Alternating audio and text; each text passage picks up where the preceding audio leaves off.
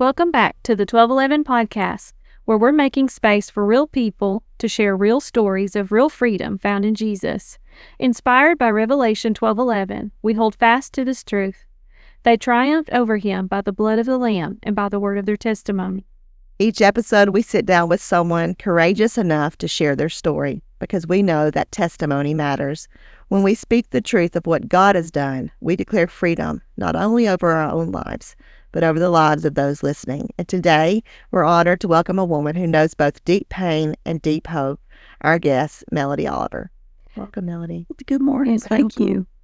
Melody's story is one of unimaginable loss, deep, life-shattering grief, cancer, and infertility.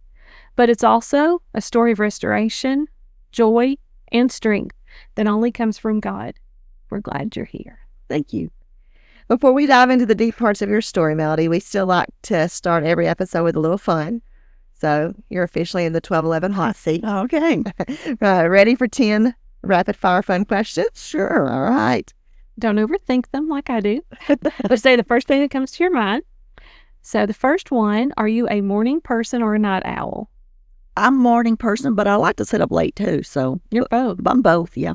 Yeah. Are you like one of those people that just doesn't have to have a lot of sleep? Mm-hmm. Like how many hours is a good night? Normally through the school year, maybe 6. Yeah. Yeah. Good for you. Yeah. I wish it was that way. I could use it, I'm sure. Yeah. Yeah. Do you drink coffee? I do. Okay. So what's your go-to coffee order? I just want plain drip coffee with cream. Any certain kind of cream or like just No sweet cream. No sweet, just regular cream. Yeah. Gotcha. That's awesome. First concert you ever attended? Ooh. When I came up with that question, I was like, what would I say? Because I'm not a music person. Yeah. So that's hard. Maybe Alabama. Maybe. Sweet. Maybe Alabama. Yes, Yeah. Alabama still does my heart good. Sometimes I just put that on my playlist because it's just such good music. Yeah. Yeah. What was your favorite snack as a child? Or something you just liked eating? I have a weird one, so I'll give you a second to think. I thought about this. This is weird. Saltine crackers, and I would put mayonnaise on them. Is that strange? That is not strange because my family, as kids, we would make sandwiches with saltine crackers and mayonnaise. Yeah. That sounds disgusting now. Yeah. I know. I was like, but I But love we did that. I don't know if I liked it or not, but I do remember us doing that. I don't know of a childhood snack. I don't know. You know, food is just not. not your thing. Yeah, that's not our Yeah. favorite. So I don't know. So here's another question about food. Yeah. If you could only eat one thing for the rest of your life, what would you eat? Now, this is always interesting because I'm always interested in what you eat, Melody. Lettuce. I knew that you were going to say that. Just lettuce. Lettuce. Just lettuce. I like a lettuce wedge. Yeah. Yeah. That's awesome. I love that. Oh, yeah. I thought you'd buy you say lettuce. Is there a book or movie that made you cry? Try not to read nor watch sad movies. Yeah. Life is too sad. So Yeah. I try to watch things or read books that are not so sad. Yeah. So do you have a favorite book? Even if it didn't make you cry. My favorite book of all time is To Kill a Mockingbird. That's my favorite Yeah, book. so good. Yes. And then Where the Crawdads Sing would be the Oh, second. that was a man. good one. Yeah. Yeah. If you had to choose mountains or beach? I'm a beach girl, but I love the mountains too. Uh-huh. So, but I would say beach. That's my happy place. Yeah. Yeah. Me too. Uh-huh. And I need to go there soon. I've just been thinking about that. What is a hidden talent that you have that most people don't know about? I'm sure you've got one. I'm very organized, but Yeah. if you're around me often, you'll know that. I'm a neat freak. So, I'm pretty good with a handgun. Ooh. So, maybe that. Yeah. That's Cool. good. Do you like to go, do y'all do target shooting? Mm-hmm. We do. That's awesome. Yeah. I think that I would enjoy that as something for stress relief. Mm-hmm.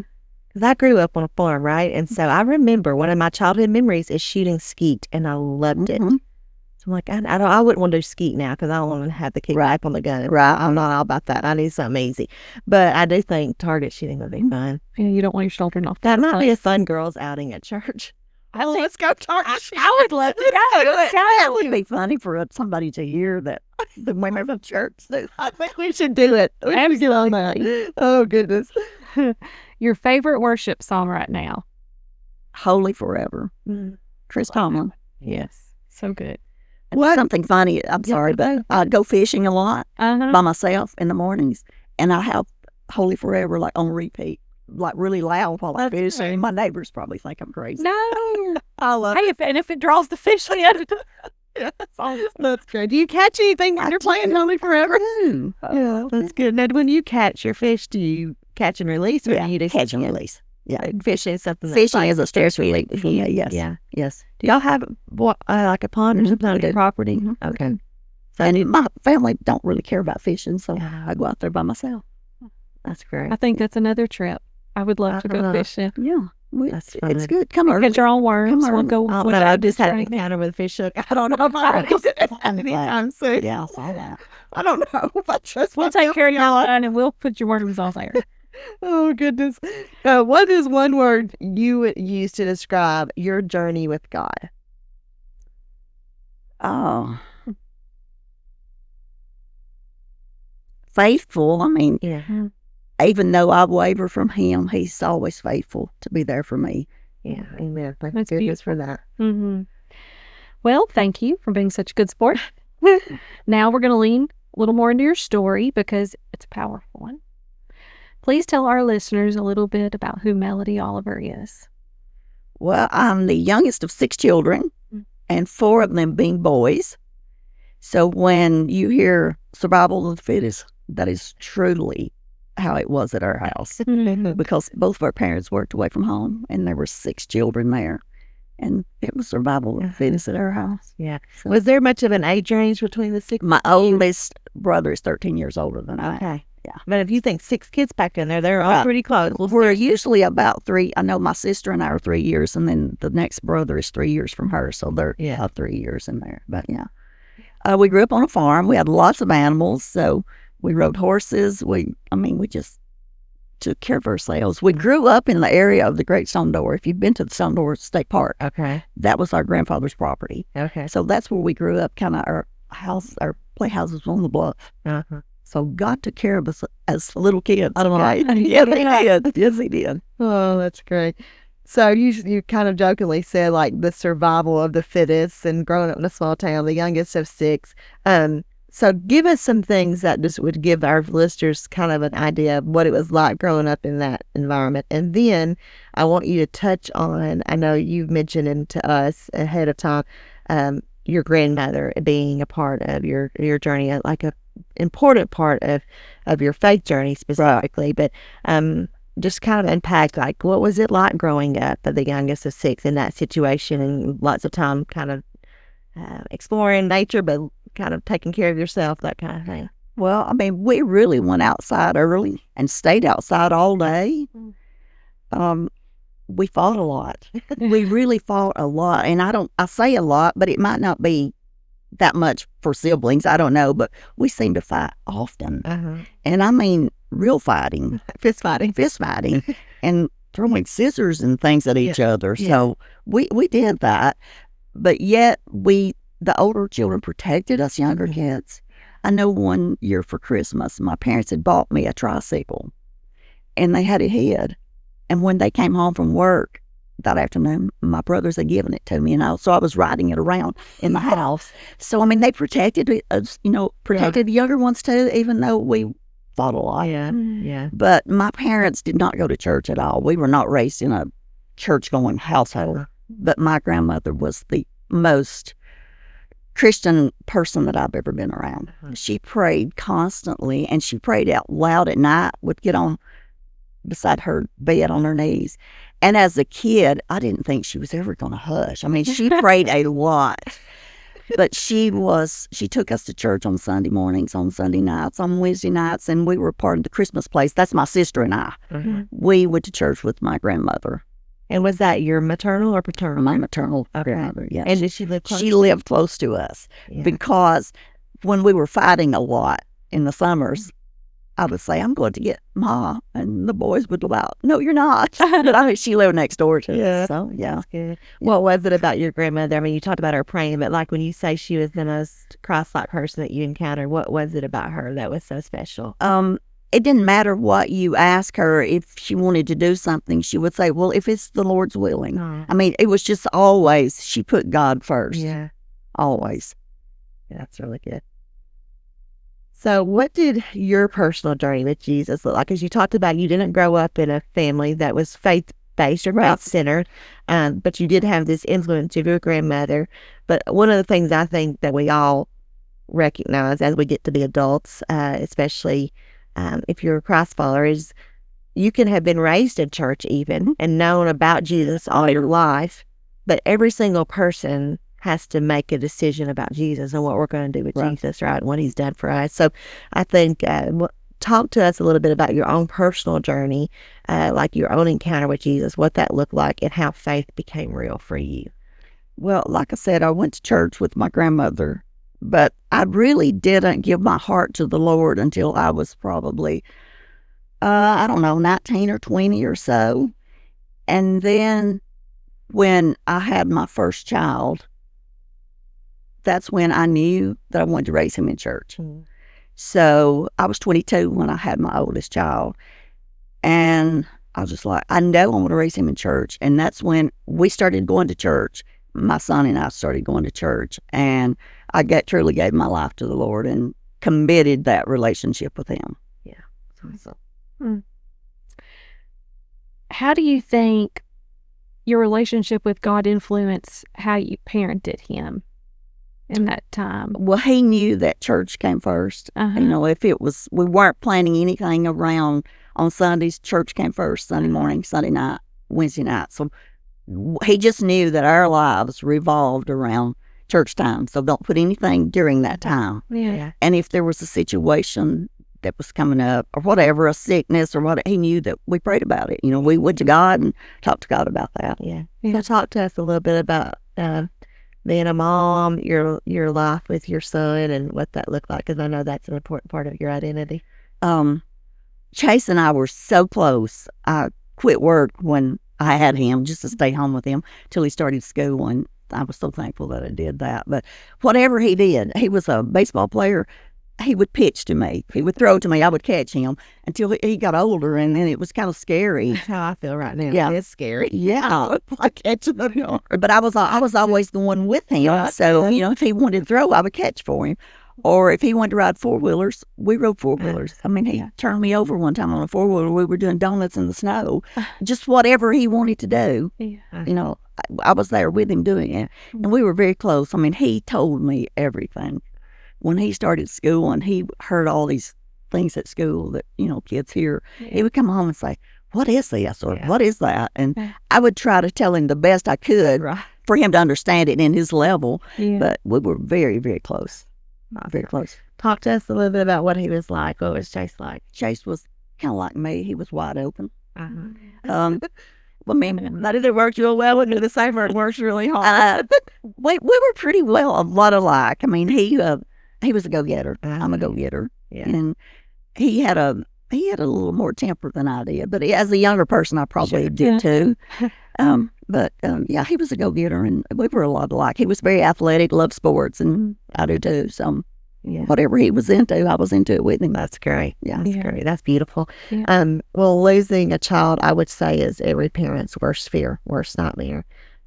Walk us through that day in June and how the grief journey began for you. It was a Sunday morning. He had been fishing in the Jonathan Ackland fishing tournament that entire weekend. And he came by our house Sunday morning, which was shocking because he knew we'd be getting ready for church. Mm-hmm. And he spent, I don't know, a good bit of time with me. And I took the time to spend with him that morning. Yesterday was the 19th death anniversary. Oh. So I took the time to spend with him. Thank God I did. But it was odd now looking back at it for him to come by on a Sunday morning. So, and then he spent some time with me and went on about his day, and I went to church. And after church, I met him on the road. Like when we were leaving church, I met him and we waved at each other and went on to Snowman. And about 4 o'clock that afternoon, 3 or 4 o'clock, his daddy called me, which was shocking. And by this point, you were divorced. We were divorced, and I was remarried. Yes, yeah, and Chase was not. Chase was not. He was 19. Yes, he was 19. And his daddy called me and he said, "Mel, Chase has had a 4-wheeler wreck. Well, it did not hit me that it was so serious. Mm-hmm. And I said, okay, where are they taking him? And he said, right now they're taking him to Sewanee. And I said, okay, I'll meet you there. And I guess he detected that I didn't know how serious it was. And he said, Mel, they're doing CPR on him. And it still did not register to me that the seriousness. It was a June day, so I had shorts on. And I told Mike, I said, I'm going to put pants on because I know it's going to be cold wherever they fly him out to. I just knew we were flying him out to another hospital. So I went, after I hung up with his daddy, I started praying for God to just take care of the situation. And I put pants on and I went to the hospital in Sewanee and I beat the ambulance there. And then when the ambulance pulled up, again, it did not hit me that it was so serious. I just knew he was going to be okay. And the ambulance pulled up and the driver gets out. And the ambulance driver was one of Chase's friends. And when he locked eyes with me, I knew it then. Yeah. I knew it. He didn't say a word. He didn't have to. Yeah. So, but I knew that it was it. Sure. So the doctors, they came out shortly and told us he didn't make it. And I just remember vomiting, started vomiting. Yeah. Yeah. Mm. You've shared that the pain felt like having your heart ripped out, and then somebody's just telling you keep on living. What sustained you through those moments? You know, I was just in shock, I guess. I was so in shock that I really don't know other than I was in shock. You're just not. I mean, I truly felt like, and I told Mike, I said, I feel like somebody has just taken a knife and just cut me open, ripped my heart out, and put me back together and said, no, you have to continue living. That's how I felt. Yeah, yeah. But there got to be where I knew this pain was bigger than I was, and I had to give it to God. I had to. Because there was nothing that could help me. What did that talk to our listeners a little bit about what that grief journey looked like for you, like the days and months? Because I think that some people that are facing a similar situation probably find themselves having thoughts and emotions and difficulty navigating life, or even figuring out how do I even get through this day. And when you're going through it, you know this because you've been there, but you don't have any frame of reference of what it's supposed to feel like, right? What that grief's supposed to feel like. And I think it's easy when you're in those places to think, well, I'm the only one that's felt this way, or something's wrong with me because I feel this way, or why can't I get to this next step? Or I think all those things are very normal. So if you don't mind, share what you're like, the kind of just what that journey of grief looked like for you. And you've talked a little bit about just feeling like you couldn't live, but what did that look like in practical ways in your day-to-day life? Like, how did it impact you and how did it affect you?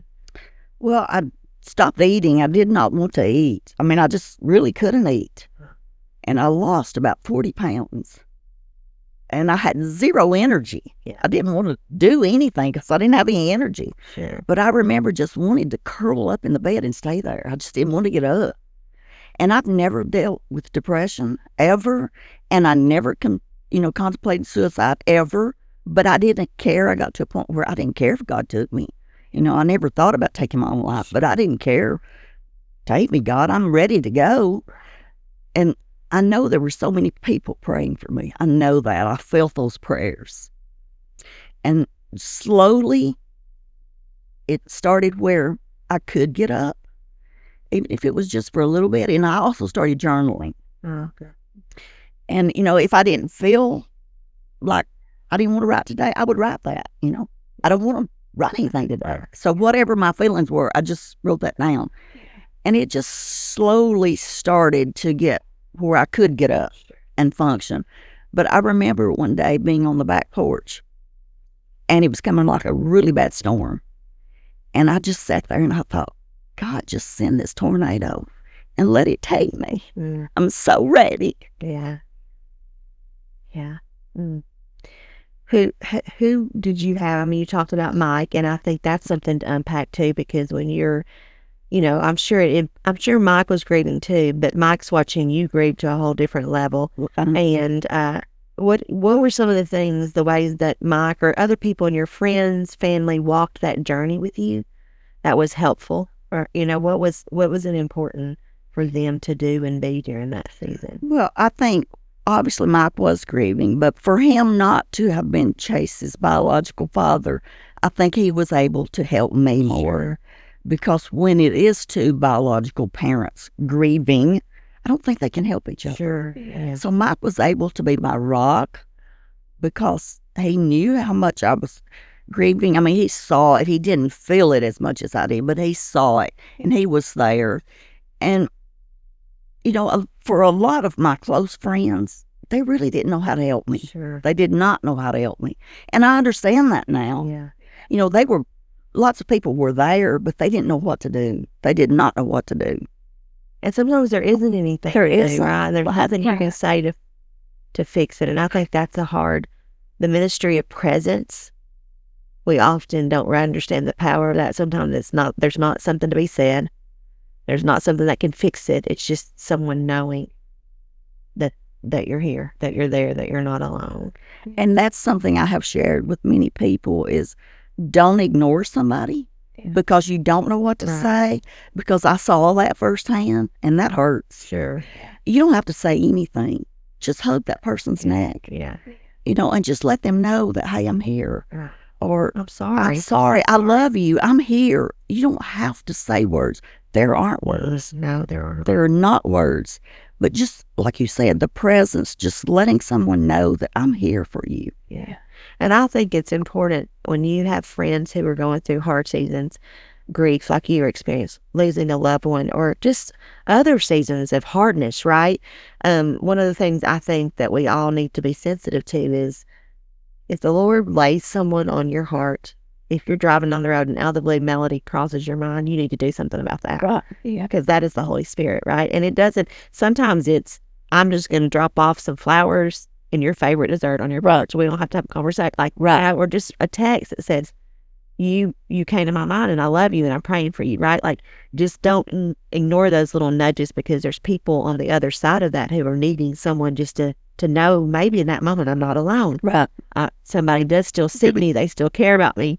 And that I don't have to bear this load by myself. So, during your journey, were there times that you were angry with God about what was happening and how that was unfolding? As far as after I lost Chase, I wasn't angry with God. I think I never questioned God after Chase's loss. Now, when I did question God is when he was growing in that older teenage year and he was pulling away from me with that tight bond we had. I was mad at God. Sure. I mean, I was truly mad at God. Yeah. I would often scream and say, God, why would you allow such a tight bond between a mother and a child? Why would you allow that? Even though that pulling apart is normal. Yeah. But I'd never been there. I had never been there. I didn't know that was normal. And I screamed and I was mad at God.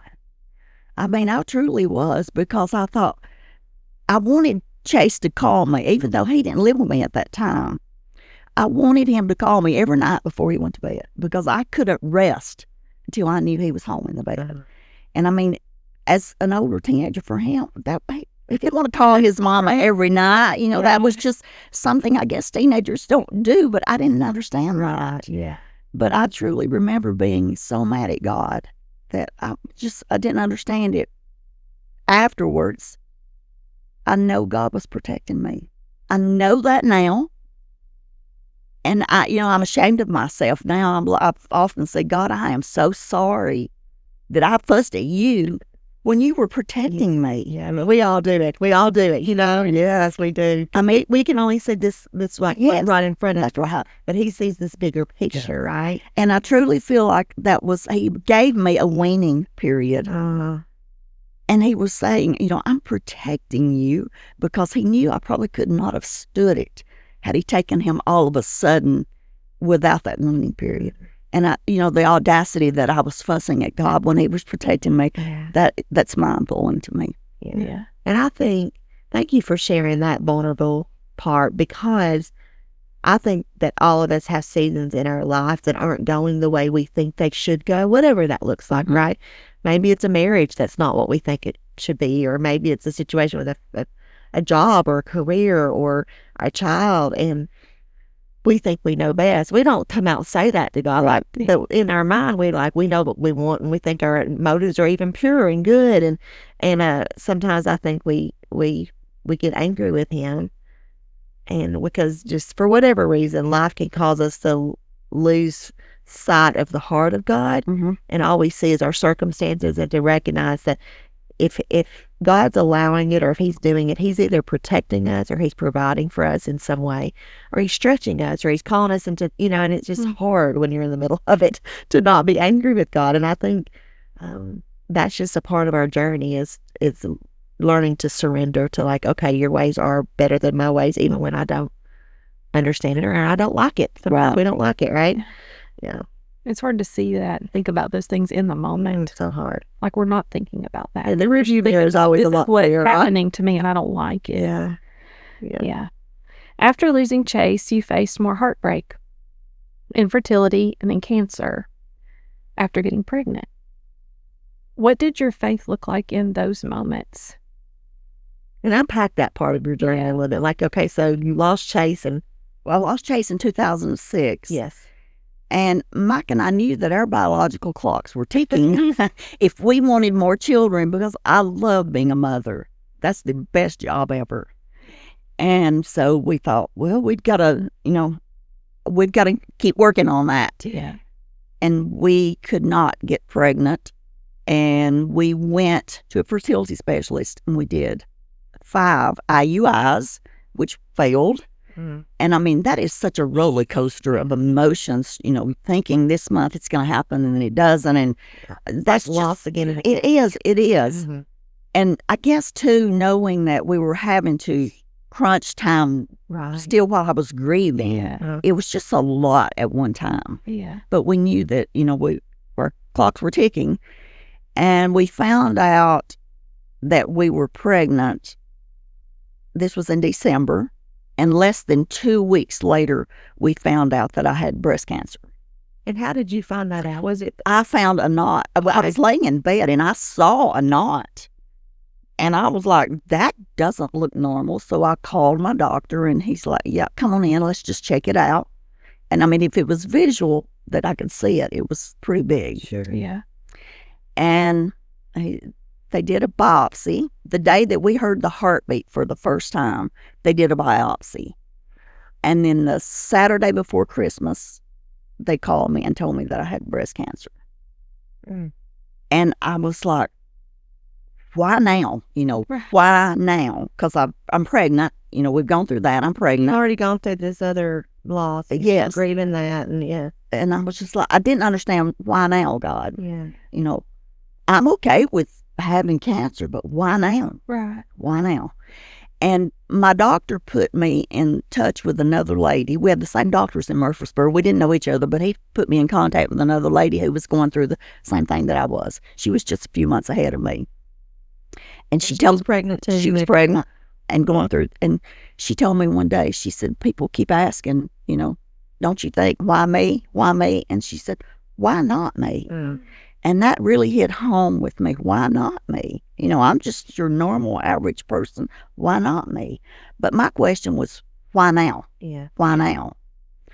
But had I probably not been pregnant, I would not have fought. Well, yeah, because you were already beaten down, right? Yeah. You've already said, you were like, okay, Lord. Right. I'm okay if this is, I would kind get of ready to go home. Yeah. Yes. But once we found out I did have cancer and I had to have surgery immediately, my oncologist says I was taking high dosages of progesterone and estrogen. Well, my cancer was progesterone and estrogen positive. So my oncologist said, you've got to stop that, like, now. Right. It's feeding it, It's right? feeding it. Yeah. He said, it's like pouring gasoline on a fire. Yeah. So it's feeding it. You've got to stop it now. Well, my fertility doctor says, if you stop, you will lose this pregnancy. So, I mean, we were just like torn. We did not know Answer, yeah. what to do. So Mike and I just prayed about it. We prayed a lot about it. And God gave us a peace that if I'm not healthy and okay, we don't need this baby. God knows best. So we just stopped all the medication and trust him. Yes. And here we are, just about to turn 16. Wow, yeah. So you've talked a little bit about just not understanding why, but then just trusting God with like, okay, I'm going to do this, trusting that you know. So what did it look like for you, like, as you were going through that, to decide what you were going to turn to? Because this is what I think you talked a little bit about this, in your, before we started, and what you sent us, but when we're going through different things in life, hard things, and we all will go through seasons of hard. Our heart's not the same, but all of us go through seasons of hard, loss, heartbreak, pain, suffering. People turn to something during this time. When life hurts, we all turn to something. We turn different things, but we all turn to something. Usually something that we're looking to like give some relief, to numb the pain in some way, like relieve the pain. What did you turn to during that, and how did that shape your story? Well, I'm a fixer and I'm a control person. And I knew this was out of my control. You know, I can't fix it. I can't bring Chase back, for one. I can't take the cancer away. I can't fix it, and I can't control it. I had to get to the point where this is truly yours, God. You're the only one that can take care of this. So I had to surrender 100% to God. Yeah. And, you know, I say that God gets our attention, and he does. But I had to give it all to God. And then once I did, I just felt like, especially with the pregnancy and the cancer, it's just another hurdle to get to that end. I knew we were going to get to the end, but, you know, here we go. We're going to have surgery. Okay, let's do that and get to the next. Then we're going to have chemo. Let's do that and get to the next. Then we're going to have a baby. Let's do that and get to the next. And then we have radiation. I mean, it was just one step, and I just kept thinking, okay, it's a hurdle. Yeah. It's a hurdle. Let's get through it. But we're going to get there. We're going to get there. Yeah. You know, I often say that when someone loses their parents, they're orphans. Children lose their parents, they're orphans. When a husband loses a wife, he's a widower. A wife loses a husband, she's a widow. You know, there is no words for when a parent loses a child. Right. There is no word there. So it is so deep. The pain is so deep that you have to turn to something. I honestly believe you have to turn to something. Thank God that I had a relationship with God, because I know I couldn't have gotten through this without him. I know that. Right. I mean, I could not have gotten up every morning without one God. in front of the other, right? Right. Yeah. So I tell people that I do understand, like, people turning to alcohol and drugs. And I don't mean that it's okay. I'm not saying that. You understand why. But I understand. Passion for why they you have to have something to ease that pain. Yeah. Because it's that in depth. So, but I'm thankful again that I had the relationship with God, because I don't know how you would get through that. Yeah. And you talked a little bit just then about how you had to get to a place where you recognize, I don't have control over this. I can't fix this. All the things that maybe I would turn to naturally is like, okay, I'll just solve this problem, right? But I can't do that this time. And so you had to learn to surrender. How did that season of learning to surrender, how does it continue to impact how you live today? Again, I'm a fixer and I'm a doer, and I want it because I want it now. Whatever it is, you know, I want to fix it now. I hate seeing people hurt, or if I can do something to help them, I want to do that. And I still struggle with that. But God will have to say, okay, take a step back and then turn it over to me, because I want to hurry up and get it done. So I struggle with that daily, because I want to fix it. But I also know that I have to give it to God and just let him guide me. I think that's an important reminder too, is surrender in our life. It's not a once and done. It is not. It is not. I struggle with that day by day. And what all of us need to surrender, the three of us sitting here on this couch, it doesn't look the same for all three of us. That's what our struggle is, but it is the surrender journey and the transformative journey with Jesus It doesn't happen like, okay, we've arrived, right? No, it's like daily that and tomorrow I'll know that I need to surrender things that I didn't know I needed to surrender today if I'm in a living relationship with Jesus, right, where he's changing me. So I think that's a good reminder that we have to constantly surrender, because it's so easy even to pick back up what we've laid down. Yes, it is. To just say, oh, I got this. Today I'm feeling like I can conquer this. I'm going to take it back. But he's like, okay, it's safer in my hands, I often tell God, you know my heart. Yes. When I don't know what to pray for, you know my heart. Hear my heart, because I don't know what to ask for. Yeah. And I have to say, I admire your faith the more I've gotten to know you, and just the strength. And I think about your childhood and how, survival of the fittest, God was even preparing you. Yeah. He was. And how he's just had his hand in all of that. It's just beautiful to He me. made you a fighter from the beginning. He did. And people often say, you are so strong. But what I want people to know is I'm not strong. I am only as strong as God allows me to be. Yes. It's him working in It is. Absolutely. And it's beautiful. What would you say to someone who may be listening right now that is in the deepest, darkest pits of their grief and they don't feel God's anywhere near them? What would you say to them? I want to say that grief is so unique. If I've learned anything, what works for me may or may not work for someone else. You have to find what works for you. Also, let me just tell you a little story about what a lady said to me. First of all, God put this lady in my life at the right time. She had lost a son, and I call her my guardian angel, and she doesn't feel deserving of that title, but she is. But she told me she was farther in her grief than I was. I was newly in my grief and not ready to hear what she told me. And she said, you will smile again, you will be happy again, and you will laugh again. That made me mad at her at the time. I don't want to. Because I knew how I was in so much pain. I was like, she doesn't know that. How can you say that to me? But she did know it.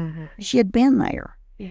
So, and I have since shared that with her, and she was doing it out of love and compassion from me trying to help. Yeah. So I try to be careful the words that I say to a newly grieving parent, because they may or may not be ready to hear it.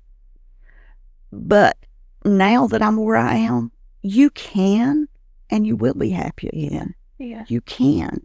It may take you a while to get there, and it will take you a while to get there. Right. That doesn't mean you forget about that person. No. But you don't. But what you do is you learn to live a new life without the person physically there. Right. You learn to live with their memories.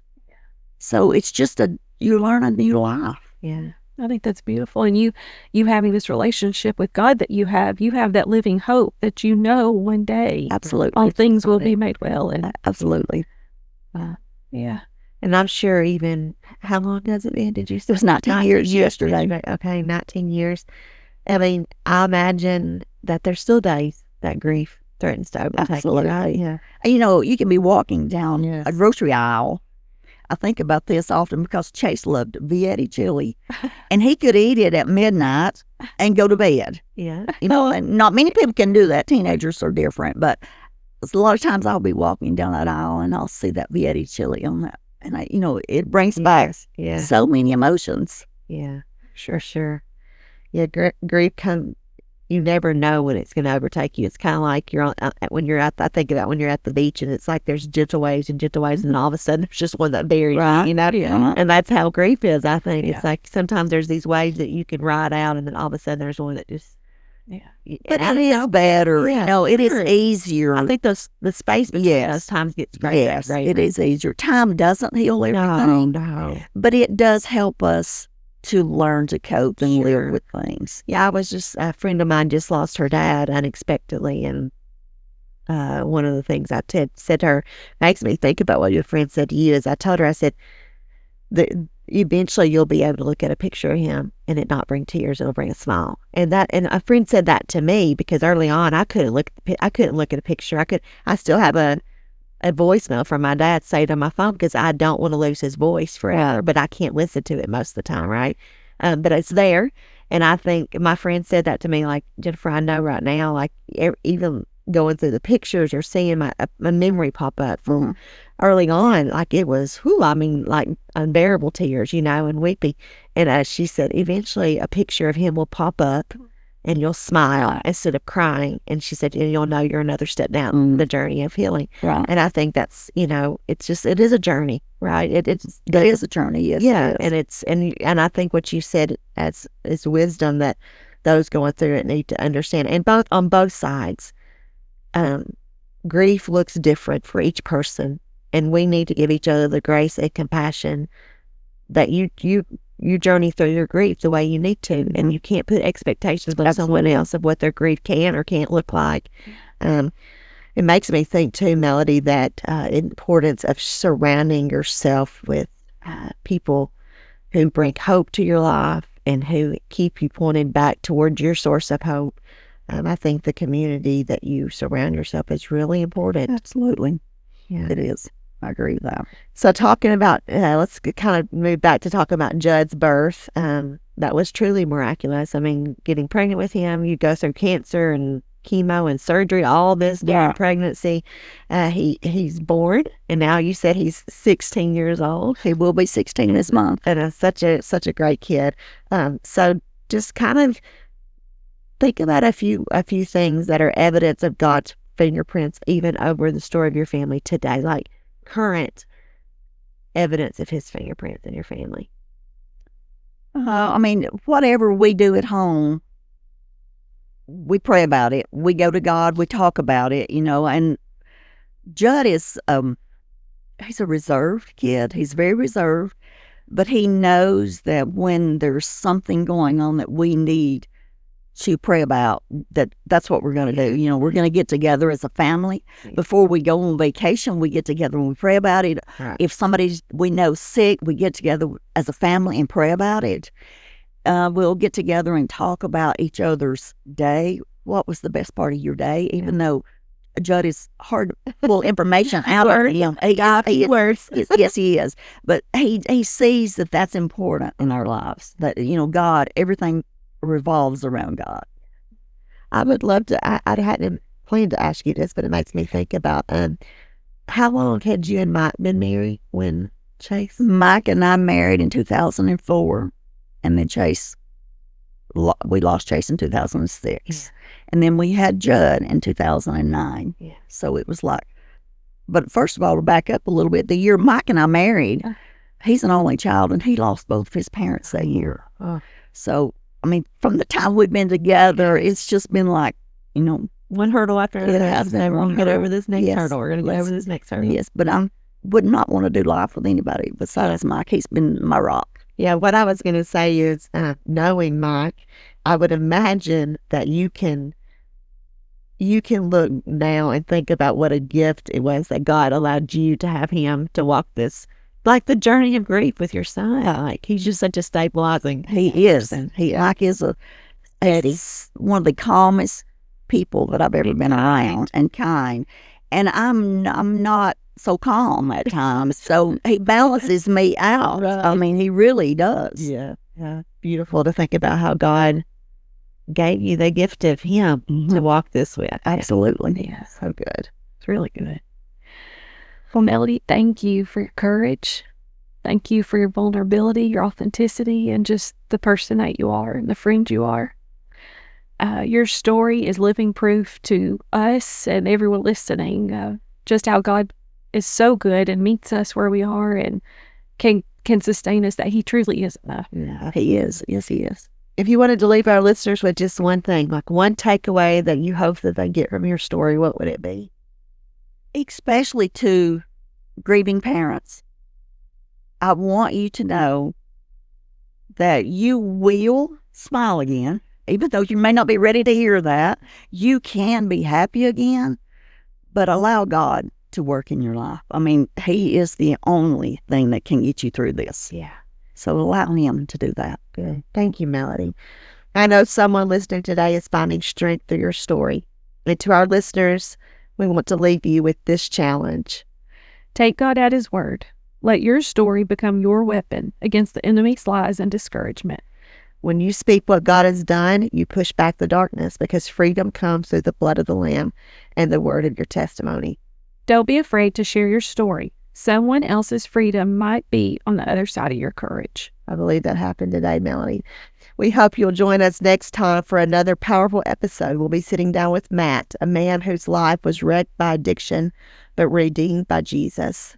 Raised by his grandparents, Matt's journey took a dark turn through substance abuse until he encountered Jesus through Be the Bush, a faith-based recovery ministry. Now he's walking in freedom and helping others to do the same. With a heart fully surrendered, Matt is saying yes to God's call into ministry, trusting Him to open the doors and lead the way. It's going to be beautiful. Yeah, don't miss it. Next Tuesday, right here on the 1211 podcast. Until then, keep sharing your story. Because someone needs your testimony to find their freedom. Blessings, friends.